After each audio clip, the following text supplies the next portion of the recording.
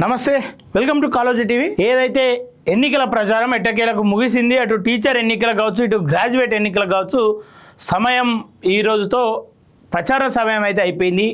రేపటి నుండి ఎన్నికల కోడ్ విధిలో ఉంటుంది. రేపు అలాగే తెల్లారితే ఎన్నికలు కాబోతూ ఉన్నాయి. సో ఎవరు ఓటు వేయాలనుకుంటా ఉన్నారు, టీచర్లు ఎవరి వైపు ఉండబోతూ ఉన్నారు, ఎందుకు వాళ్ళ వైపు ఉంటారు, వాళ్ళను ఎందుకు ఎన్నుకోవాలనుకుంటా ఉన్నారు అని చెప్పేసి తెలుసుకునే ప్రయత్నం చేద్దాం. ముందుగా రఘోత్తమ్ రెడ్డి, అలాగే మల్క కుమ్రయ్య, అలాగే మహేందర్ రెడ్డి కావచ్చు, అశోక్ గారు కావచ్చు, వీరు నలుగురు కూడా బలంగా వినిపిస్తున్నటువంటి పేర్లు, కనిపిస్తున్నటువంటి ముఖాలు. అయితే ఎందుకు ఎవరి వైపు ఎవరు ఉంటారని చెప్పేసి అడిగితే ఇందులో అయితే ఇక క్లియర్గా కట్టు ఏం లేదు. పోటీ అయితే ఇద్దరి మధ్యలో ఉండబోతూ ఉంది. మల్క కుమ్రయ్య కావచ్చు, మహేందర్ రెడ్డి కావచ్చు, వీళ్ళిద్దరి మధ్యలో పోటీ ఉండబోతూ ఉంది. అది ఎందుకంటే ఒకవైపు బీజేపీ, మరోవైపు కాంగ్రెస్ కాబట్టి. సో ఇదే నిన్ననే ఒక 13-12 ప్రశ్నలు అడిగే ప్రయత్నం చేశాం. దీనిపైన ఇప్పటివరకు పూర్తి స్థాయిలో స్పందన లేదు. కానీ మల్కా కుమ్రయ్య గారిది ఒక న్యూస్ రావడం జరిగింది. ఆ న్యూస్ కూడా మీ ముందు పెట్టే ప్రయత్నం చేస్తా. దానికంటే ముందు అసలు ఈయనకు ఉన్నటువంటి ప్లస్ పాయింట్ ఏందని చెప్పేసి అంటే, ఈయన ఒక టీచర్గా ఉన్నాడు, అలాగే టీచర్ల పక్షాన ఫైట్ చేస్తూ ఉన్నటువంటి సందర్భం. అది ఈయనకు ప్లస్ పాయింట్. అయితే ఖర్చు పెట్టుకునే స్తోమత లేదు, తిరిగి ప్రచారం చేసే స్తోమత లేదు. ఆయన ఉన్న ప్రాంతానికి తప్ప మిగతా వాళ్ళ ప్రాంతాలకు తెలిసేటువంటి అవకాశం ఎక్కువ లేదు కాబట్టి అది కొంత నెగిటివ్ అవుతుంది ఈయనకు. అలాగే రఘోత్తమ్ రెడ్డి ప్రస్తుతం ఎమ్మెల్సీగా ఉన్నారు కాబట్టి ఆయన ఫేస్ వాల్యూతో కొంతవరకు ఓటింగ్ వచ్చే అవకాశం ఉంది. కానీ పిఆర్టీయూ ఇలా ఈయనను కాదని, ఏకంగా అసలు ప్రస్తుతం సిట్టింగ్ ఉన్నటువంటి ఎమ్మెల్సీ అని కాదని మహేందర్ రెడ్డికి ఇవ్వడం పట్ల చాలా మటుకు వ్యతిరేకత ఉంది. అలాగే పిఆర్టీయూ కావచ్చు, గతంలో ఈయన గెలిచిన తర్వాత ఏం చేసిండు ఏంది అని చెప్పేసి చూసుకుంటే ఎక్కువ చెప్పుకోదగ్గ పనులు అయితే ఏం లేవని చెప్పేసి చెప్తూ ఉన్నారు. కాబట్టి అది ఈయనకు చాలా నెగిటివ్ అని చెప్పేసి చెప్పుకోవచ్చు. అలాగే పిఆర్టీయూ కొంతవరకు ఈయన వైపు మలుగుతూ ఉంది, ఇంకొంతవరకు మహేందర్ రెడ్డి వైపు మలుగుతూ ఉన్నటువంటి సందర్భం. అయితే ఇక వీళ్ళిద్దరి గురించి ప్రస్తుతానికి ప్లస్ మైనస్లు అయితే చాలా తక్కువనే అని చెప్పుకోవచ్చు. మహేందర్ రెడ్డి గురించి మాట్లాడితే అటు కాంగ్రెస్ మద్దతుగా ఉన్నటువంటి సంఘం పిఆర్టీయూ కావచ్చు, అలాగే పిఆర్టీయూ పెద్ద సంఘంగా చెప్పుకోబడతా ఉంది. ఇది ప్లస్ పాయింట్. అయితే ఇక్కడ ఈయనకు వస్తున్నటువంటి నష్టం ఏంటంటే, నిన్న ఏదైతే 13 ప్రశ్నలు అడిగినామో ఆ 13 ప్రశ్నలకు కూడా ఏ ఒక్కరికి సమాధానం లేదు. పిఆర్టీయూ నిజంగా చిత్తశుద్ధితో ఇన్ని రోజులు పనిచేసిందా అంటే పూర్తి స్థాయిలో చేయలేదని చెప్పుకోవచ్చు. అలా కొంతమంది ముఖాలు చూపించి వీళ్ళకు మాత్రమే మేలు జరగాలి, వీళ్ళకి మాత్రమే లబ్ధి చెందాలన్న కోణంలో అది పనిచేసిందని చెప్పేసి క్లియర్గా చెప్పుకోవచ్చు. ఇది ఇలా ఉంటే పిఆర్టీయూ అభ్యర్థి అయినటువంటి మహేందర్ రెడ్డి గతంలో పిఆర్టీతో సంబంధం ఉందంటే పూర్తి స్థాయిలో సంబంధం లేదు. టీచర్గా రాజీనామా చేసి ఆ రియల్ ఎస్టేట్ వ్యాపారాన్ని కావచ్చు, ఇంకొన్ని వ్యాపారాలు చేస్తున్నాయని చెప్పేసి ఆయన గురించి కొంత సమాచారం ఉంది. అది తెలుసుకోవాల్సిన బాధ్యత టీచర్ల పైన ఉంది. అది మేము తెలుసుకున్నాం, సరే వాస్తవమే, కానీ మీరు కూడా తెలుసుకోవాల్సిన బాధ్యత ఉంటుంది. మీకున్న సమయం ఒకటే రోజు. ఆ ఒక్క రోజులో మీ ఓటు ఎవరికి వేస్తే మీ పక్షాన ఎవరు నిలబడతారు అనేది, అలాగే మీ బాధలు ఎవరికి తెలుసు అనేది మీరు నిర్ణయించుకోవాల్సిన సమయం ఇది. ఈయనకు ఆర్థికంగా కొంత వెల్ సెటిల్, సిద్దిపేట ప్రాంతంకు దగ్గర ఉన్నటువంటి వ్యక్తి. ఆ రకంగా చూసుకుంటే కొంత పిఆర్టీయూ ఈయనకు ప్లస్ పాయింట్ అయ్యే అవకాశం ఉంది. అలాగే ఈయన మీద కొన్ని ఆరోపణలు కూడా ఉన్నాయి, చీటీలు వేస్తాడని చెప్పేసి, అలాగే రియల్ ఎస్టేట్ చేస్తాడని చెప్పేసి, సిద్దిపేట ప్రాంతంలో ఒక విద్యా వ్యవస్థ ఉందని చెప్పేసి చెప్తా ఉన్నారు. కానీ అది కొంత నెగిటివ్ అయ్యే అవకాశం ఉంది, కొంత పాజిటివ్ అయ్యే అవకాశం ఉంది. అలాగే ఏదైతే రియల్ ఎస్టేట్లో కొంతవరకు నష్టం కలిగించిండు, టీచర్లందరూ కూడా నమ్మి ఈయన మీద ఆడ అమౌంట్ పెట్టిరని చెప్పి చెప్తా ఉన్నారు. అది బయట అనుకుంటున్నటువంటి సందర్భం. సరే చూడాలి అది ఎంతవరకు టీచర్లు ఈయన మీద ఫోకస్ చేసిరా, మరి నిజంగా ఆయన గురించి తెలుసుకుంటా ఉన్నారా, నిజాలు తెలుసుకొని ఓటేస్తారా లేదంటే ఏందని చెప్పేసి. అలాగే మల్కా కుమ్రయ్య గురించి చెప్పుకుంటే ఏదైతే ఆయన ఉన్నటువంటి పార్టీ కావచ్చు, ఆయన ఉన్నటువంటి టీపీఎస్ కావచ్చు, చాలా బలంగా గ్రౌండ్ లెవెల్లో వర్క్ చేస్తుంది. ఇది వాస్తవం. ఎంత బలంగా అంటే పిఆర్టీ అభ్యర్థులను కూడా పోయి ఒప్పించి మెప్పించే విధంగా వాళ్ళు పనిచేస్తూ ఉన్నటువంటి సందర్భం అన్నమాట. అయితే మహేందర్ రెడ్డిని ఎందుకు కాదనుకుంటా ఉన్నారు పిఆర్టీయూ వాళ్ళంటే, పిఆర్టీయూ తరపున ఉన్నటువంటి ఎమ్మెల్సీని కాదని మహేందర్ రెడ్డికి ఎంతకు ఈ టికెట్ అమ్ముకున్నారనే ప్రశ్న బలంగా వినిపిస్తూ ఉంది. ఒకవేళ నిజంగా మహేందర్ రెడ్డి చిత్తశుద్ధితో ఉండుంటే, టీచర్ పక్షాన నిలబడే వ్యక్తి అయితే గతంలో ఈయన తన ఫ్లాట్లు అనుకున్నటువంటి టీచర్లను అడగండి అని చెప్పి చెప్తా ఉన్నారు. ఆ టీచర్లను అడిగితే ఈయన గురించి తెలుస్తుంది, ఈయన ఏంది అనేది తెలుస్తుంది అని చెప్పి చెప్తున్నటువంటి సందర్భం. సిద్దిపేట ప్రాంతంలో కూడా ఈయన వైపు మొగ్గు చూడనటువంటి సందర్భం ఉందని చెప్పి చెప్తా ఉన్నారు. నిజంగా పిఆర్టీయూ చిత్తశుద్ధితో ఉందా అంటే పూర్తి స్థాయిలో లేదని చెప్పుకోవాలి. దాంట్లో పనిచేసినటువంటి వాళ్ళని కాదని, దాంట్లో గత కొన్ని ఏళ్ళుగా ప్రయాణం చేస్తున్న వాళ్ళని కాదని ఇలా వేరే వ్యక్తికి డబ్బు కమ్ముకున్నారని చెప్పేసి ఏదైతే వినిపిస్తూ ఉందో అది వాస్తవమా అవాస్తవమా ఇంతవరకు బయటకు వచ్చి చెప్పినటువంటి సందర్భం. PRTU తరపున నిలబడ్డ వ్యక్తిని PRTUకి సంబంధం లేని బయట వ్యక్తులను తీసుకొచ్చి ఆ టీచర్లు అనుకుంటారో వాళ్ళ గొర్రెల మందలు అనుకుంటా ఉన్నారా, వాళ్ళ మీద రుద్దే ప్రయత్నం చేస్తూ ఉన్నారు. 100 మంది టీచర్లకు ఒక MROని అప్పచెప్పిరంట. అది మరి ఏంది వాస్తవం అనేది టీచర్లే మీరికే గ్రహించుకోవాలి. మీకు ఎవరి నుండి ఫోన్లు వస్తున్నాయని చెప్పేసి గ్రహించుకోవాలి.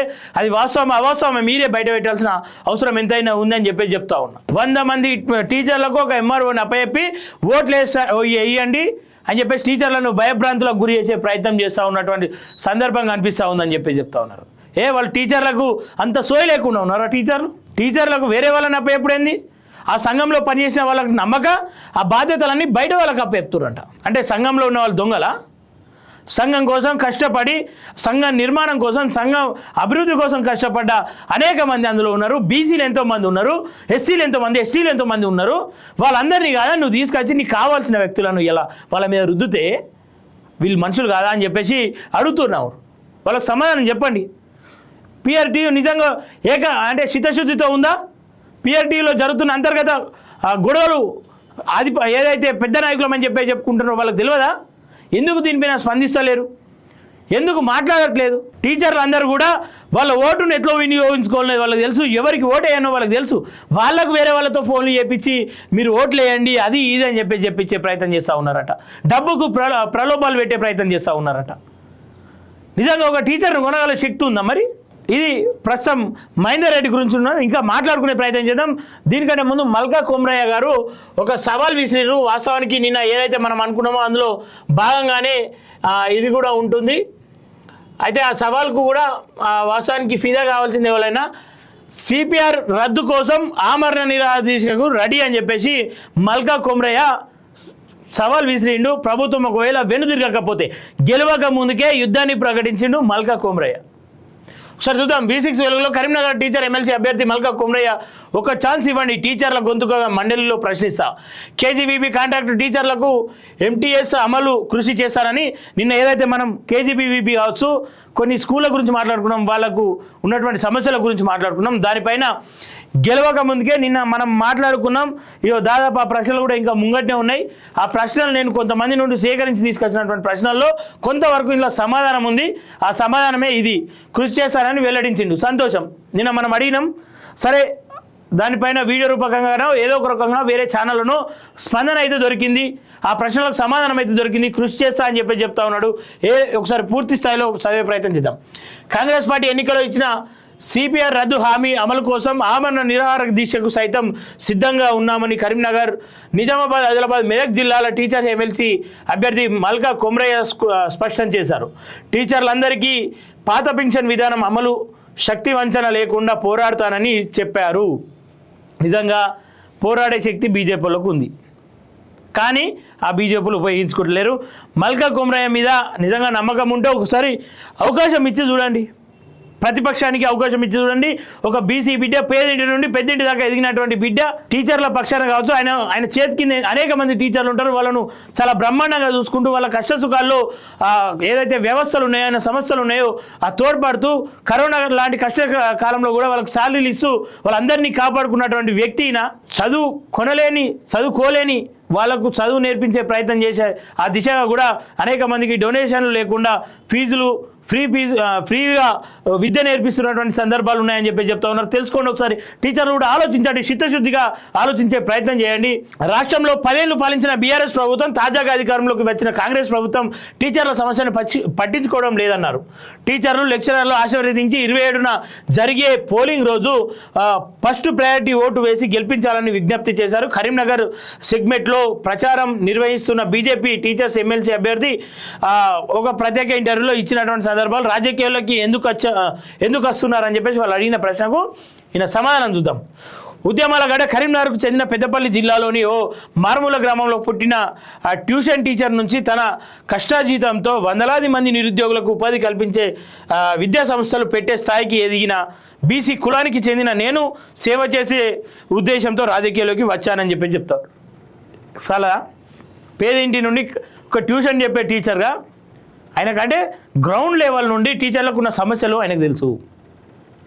ఒక టీచర్ ఏం చేయగలుగుతాడు, ఆ గ్రౌండ్లో ఉన్నటువంటి టీచర్లకు ఉన్నటువంటి కష్టాలు ఏంది, ట్యూషన్ టీచర్ల కష్టాలు ఏంది అని చెప్పేసి ఆయనకు పూర్తి స్థాయిలో అవగాహన ఉంది. ఒకసారి ప్రచారం ఎలా సాగుతుందన్న ప్రశ్నకు ఉమ్మడి 4 జిల్లాల పరిధిలో ప్రచారం ముమ్మరంగా సాగుతుంది. టీచర్ల నుంచి మంచి స్పందన వస్తుంది. ఇప్పటికే 20 సంఘాల వరకు నాకు మద్దతు ఇచ్చాయి. బీజేపీ అనుబంధ సంఘాలు మద్దతుగా ప్రచారం చేస్తున్నాయి. ఎక్కడికి వెళ్ళిన సమస్యలు పెడుతున్నారని చెప్పి చెప్తా ఉన్నారు. ఎమ్మెల్సీగా అవకాశం ఇవ్వాలని వారి తరపున పోరాటం చేస్తామని భరోసా ఇస్తూ ప్రచారంలో ముందుకు సాగుతున్నానని చెప్పి చెప్తా ఉన్నారు. వాస్తవానికి చెప్తా ఉన్నా, టీచర్లకు కష్టాలు లేవు, ఇబ్బందులు లేవు అనేది అవాస్తవం. నిన్న మనం చెప్పుకున్నాం కదా, 13 ప్రశ్నలే కాదు, ఇంకా దానికి మించిన 30-40 అనేక సమస్యలు ఉన్నాయి వాళ్ళకు. ఆ సమస్యలను తీర్చే సత్తా ఉన్న వాళ్ళు ఇప్పటివరకు రాలేరు. ఒకవేళ కొత్త అభ్యర్థికి, మీరు ప్రభుత్వానికి ప్రతిపక్షంగా ఉన్నటువంటి అభ్యర్థికి ఒక్కసారి అవకాశం ఇచ్చి చూడండి. ఇన్ని రోజులు ప్రభుత్వానికి అనుకూలంగా ఉన్నటువంటి సంఘమో లేదంటే వ్యక్తికో మద్దతు తెలిపారు కదా టీచర్లంతా. ఒకసారి మార్పు కోరుకోండి.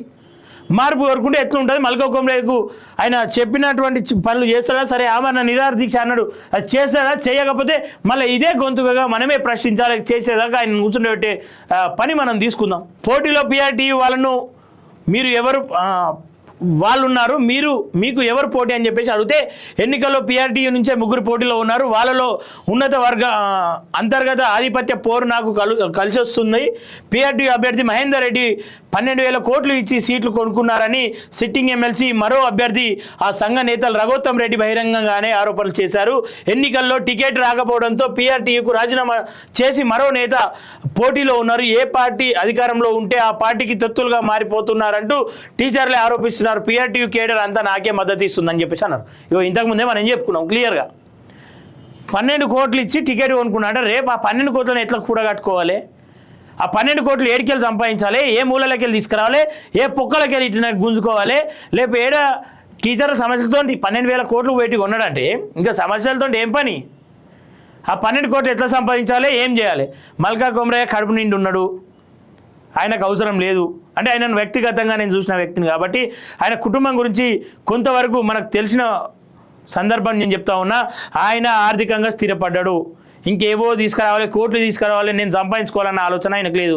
ఆయన రాజకీయంగా రావాలి, రాజకీయంగా రానియాలి, రాజకీయంగా నేను ఒక పేరు సంపాదించుకోవాలి. విద్యారంగంలో నాకు ఒక మార్క్ ఉంది, ఆ మార్క్తో పాటు రాజకీయంగా నేను ఒక మార్క్ తీసుకురావాలి, కొంత మార్పు రావాలి, ప్రజల్లో మార్పు తీసుకొచ్చే ప్రయత్నం చేయాలి, ఒక బీసీ నాయకునిగా నేను ఎదగాలని చెప్పేసి ఆయన ప్రయత్నం చేస్తూ ఉన్నాడు. ఇది అయితే వాస్తవం. కార్పొరేట్ అనే ముద్రపై ఏమంటారని చెప్పేసి అంటే, రాజకీయాల్లో ఉన్న చాలామంది రెడ్లు విద్యా వ్యాపారాల్లో ఉన్నారు. మాజీ మంత్రి మల్లారెడ్డి, పల్లా రాజేశ్వర రెడ్డి, ఆల్ఫోర్స్ నరేందర్ రెడ్డి, తీగల కృష్ణారెడ్డి, ఇలా చాలామందికి విద్యా సంస్థలు ఉన్నాయి. కానీ కేవలం బీసీ కులం నుంచి వచ్చిన నన్ను మాత్రమే కార్పొరేట్ అనడం కరెక్టేనా? 37 మందితో స్కూల్ ప్రారంభించి తల్లిదండ్రుల విశ్వాసంతో విస్తరించిన పల్లవి విద్యా సంస్థలు కార్పొరేట్ అవుతాయా? అనాథలు, ప్రతిభ ఉన్న పేద పిల్లలకు పైసా ఫీజులు తీసుకోకుండా చదువు చెప్తున్నాం అని చెప్పేసి ఆయన చెప్తా ఉన్నాడు. నేను ఇంతకుముందు చెప్పిన, కొంతమందికి అయితే ఫీజు లేకుండా చదువు కొనలేని వాళ్లకు ఉచితంగా విద్యను అయితే అందిస్తూ ఉన్నాడు. అది ముమ్మాటికి వాస్తవం. కార్పొరేట్ అని చెప్పేసి ఆయన మీద బురద జల్లే ప్రయత్నం చేస్తున్నటువంటి సన్యాసులు ఒకటి గమనించాలి. అంటే ఒక బీసీలలో ఒక వ్యక్తి ఎదిగి ఇలా ప్రైవేట్ పాఠశాలలు నడిపిస్తూ ఉంటే కళ్ళు మంటలెక్కుతున్నాయా? కళ్ళల్లో కారం కొట్టుకోండి చూడలేకపోతే. ఒక బీసీ బిడ్డను ఇలా కార్పొరేట్ శక్తి అంటే ఎస్, ఆయన ఒక పేదింటి నుండి ఎదిగిండు, ఆయన వల్ల నష్టం ఎవరికి జరిగిందో చెప్పండి మీరు. కార్పొరేట్ విద్యా వ్యవస్థలు పెట్టడం తప్పు కాదు, కానీ ఆ విద్యా వ్యవస్థల వల్ల నష్టం జరిగింది ఎవరికి? ఆ నష్టపోయి అరే మేము నష్టపోయినామని చెప్పిన వాళ్ళు ఎవరన్నా ఉన్నారా? వాళ్ళని తీసుకురండి. ఇయ్యాలనే మల్కా కొమ్రయ్య పైన డైరెక్ట్ మనమే ప్రచారం చేద్దాం, ఎట్లా నువ్వు ఈ పిల్లలకు అన్యాయం చేసి ఇలా ఓట్లు అడుగుతున్నావు అని చెప్పేసి అడిగే ప్రయత్నం చేద్దాం. అట్లాంటి సందర్భాలు లేవు కదా. ఇలా శ్రీ చైతన్య అనుకుంటే అనేక కాలేజీలు ఉన్నాయి, వాటిలో అనేక మంది పిల్లలు చచ్చిపోతూ ఉన్నారు. వాటిపైన నోరు తెరవని సన్నాసులు ఇవాళ వచ్చి ఒక బీసీ బిడ్డ విద్యా వ్యవస్థలు నడిపిస్తూ ఉంటే దాన్ని కార్పొరేట్ అని చెప్పేసి ఆయన మీద చిత్రీకరించి ఆయనను ఇబ్బంది పెట్టే ప్రయత్నం, ఆయనను ఓటంపాలు చేసే ప్రయత్నం చేస్తూ ఉన్నారు. దయచేసి గమనించండి, వాళ్ళంతా ఏకమైతా ఉన్నారు. బీసీని ఓడించాలి, బీసీకి రాజకీయం లేకుండా వేయాలి అని చెప్పేసి అందరూ కట్టగట్టుకొని వస్తూ ఉన్నారు. దాన్ని బీసీలుగా, ఎస్సీలుగా, ఎస్టీలుగా, నిస్వార్థమైన ఓసీలుగా కూడా ఖండించాల్సిన అవసరం ఉంది. ఎందుకంటే అనేక మందికి అవకాశాలు ఇచ్చారు. ఒక బీసీ బిడ్డకి ఇవ్వండి, చట్టసభలో బీసీలు గొంతు ఇప్పుతారో ఇప్పుడు చూడండి. అలాగే విద్యా సంస్థల పేరిట ఆయన ఒక నిజామాబాద్ వాసి, కరీంనగర్ వాసి, పెద్దపల్లి ప్రస్తుత పెద్దపల్లి జిల్లా, ఆ ప్రాంతం నుండి వచ్చిన వ్యక్తి, ఆ ప్రాంతానికి సేవ చేసుకునే అవకాశం ఇవ్వండి. సరే ఒకసారి చేయలేకపోతే రాజకీయమైనది ఇక్కడే క్లోజ్ అవుతుంది కదా. ఆయన ఇయ్యాల కేవలం రాజకీయంలో ఉండి ఇదో లాస్ట్ ప్రయత్నం కాదు కదా, ఇదే మొదటి ప్రయత్నం. ఈసారి కనుక ఈయన మంచి చేయకపోతే నెక్స్ట్ అవకాశం ఇవ్వకండి, అది కదా. ఒకసారి సరే ఏదైనా టీచర్లు ఆలోచించాలి, సరిగ్గా మాట్లాడట్లేదనే కామెంట్లపై మీరేమంటారంటే ఇప్పటి వరకు గెలిచిన పిఆర్2 ఎమ్మెల్సీలంతా బాగా మాట్లాడే వేరే కదా, మరి వాళ్ళ టీచర్ల సమస్యలు ఎందుకు పరిష్కరించలేదు? మభ్యపెట్టి పబ్బం గడుపుకునే వ్యక్తిని కాదు, మాటలతో నాకు పని లేదు, చేతులతో చేసి చూపిస్తా, గెలిచాక ఈ విషయం అందరికీ అర్థమవుతుంది, నేను స్పందిస్తున్న తీరుతోనే నాకు మద్దతు లభిస్తుంది, గెలిపిస్తే మండలిలో టీచర్ల గొంతుకగా మారతా అని చెప్పేసి ఆయన చెప్తా ఉన్నాడు. అంతే, అనర్గళంగా మాట్లాడగలిగిన వ్యక్తులు ఇలా కార్యకర్తలుగా మీరిపోయారు. మరి ఏం చేతగాని వ్యక్తులు ఇలా ఎమ్మెల్యేలు, ఎంపీలు అయితే ఉన్నారు. మరి వాళ్ళ పరిస్థితి ఏంది? అలా కులం అడ్డొస్తుందా? ఇలా బీసీయా? ఇలా ఎంతమందిని చూపించాలి? అసలు అసెంబ్లీలోనే ఉన్నారు, ముక్క కూడా మాట్లాడి చేతగాని వాళ్ళకి ఇలా బీఆర్ఎస్ ఉదాహరణకు తీసుకుందాం. దుబ్బాకల రామలింగారెడ్డి చనిపోతే వాళ్ళ భార్యకు టికెట్ ఇచ్చారు. పాపం ఆమె ఇంటి నుండి బయటకు వచ్చినటువంటి సందర్భాలు, ఆమెను బయట ప్రజల్లో నవ్వుల పాలు చేశారు కదా. మరి తర్వాత సాధారణ బై ఎలక్షన్లు ఇచ్చిన ఈ సన్నాసులు, బై ఎలక్షన్లు ఇచ్చిన వాళ్ళు వీళ్ళు సాధారణ ఎన్నికలలో ఎందుకు వెళ్ళారు టికెట్లు? కేవలం సానుభూతి పొందుదామని. ఇదంతా కూడా డ్రామాలు, మాటలతో పని లేదు, చేతలతో పని ఉందని చెప్పేసి ఆయన చెప్తా ఉన్నాడు. ఇది వాస్తవం. ఒకసారి గెలిపిస్తే ఏం చేశారు? టీచర్లందరికీ 4 DAలు, మెడికల్ బిల్స్, రిటైర్మెంట్ బెనిఫిట్స్, ఏళ్ల నుంచి పెండింగ్లో ఉన్నటువంటి టీచర్ బిల్స్ వెంటనే రిలీజ్ చేయించేలా కృషి చేస్తా, ప్రతి ఏటా బదిలీలు, ప్రమోషన్లు కల్పించేలా పోరాడతా, కేజీబీవీ యూఆర్ఎస్ టీచర్లకు ఎంటీఎస్ అమలు, గురుకులాలు మోడల్ స్కూల్కి ఎయిడెడ్ స్కూళ్ళలో 101 పద్దు అని చెప్పేసి తప్పబడి 010 పద్దు కింద జీతాలు వచ్చేలా కృషి చేస్తాను. నిన్న మనం అడిగినాం ఆల్రెడీ. డిఏ పెండింగ్లు కావచ్చు, service rules 1, 317 GO 1, PRC pending medical bills, జీపీఎఫ్లు ఇవన్నీ కూడా వాళ్ళకి అసలేవని చెప్తున్నటువంటి సందర్భాలు. అలాగే దీంతోపాటు 101 పద్దు కింద వాళ్ళకు శాలరీలు ఇవ్వాలని చెప్పేసి మనం మాట్లాడుకున్నాం. ఇవన్నిటిని చేయగల సత్తా ఎవరికి ఉందని చెప్పేసి నేను అడిగితే సమాధానం సరే వీడియో వాళ్ళ దాకా చేరిందా చేరలేదా పక్కన పెడితే చెప్పాల్సిన అవసరం వాళ్ళకు ఉంది. ఉన్న సమస్యలు కదా అవి, గ్రౌండ్లో ఉన్న రియాలిటీ సమస్యలు అవి. వాటిని నేను అడిగినా లేదంటే అడగకుండా ఇంకోరు అడగకుండా రియాలిటీని వాళ్ళ సొంతంగా చెప్పాల్సిన బాధ్యత వాళ్ళ పైన ఉంది. అది మల్కా కొమ్రయ్య గారు క్లియర్గా చెప్పినటువంటి పరిస్థితిగా కనిపిస్తూ ఉంది.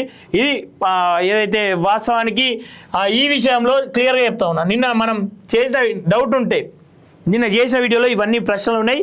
వీటన్నిటికీ మల్కా కొమ్రయ్య గారి నుండి అయితే సమాధానం వచ్చింది.